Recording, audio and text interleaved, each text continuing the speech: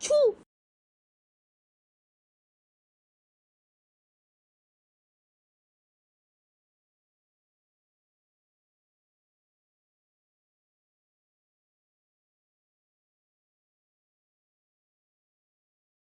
এই ওষুধটা প্রতি 1 ঘন্টা পর পর খাবেন। ওষুধ কমতে এলো? এই ওষুধ তো ঘরেই আছিল, ডাক্তার দিছিল, ওদিক থেকে ওষুধটা পাইছি। এই তো প্রেসক্রিপশনটা, এত আগের ওষুধ, এত আগের ওষুধ, এত আগের ওষুধই তো। আপনি জানেন না সময় মতো অ্যান্টিবায়োটিক, আর আপনি ডাক্তারের পরামর্শ ছাড়া অ্যান্টিবায়োটিক খাইতেছেন। আচ্ছা তাই তো মারে দিয়া দেবো।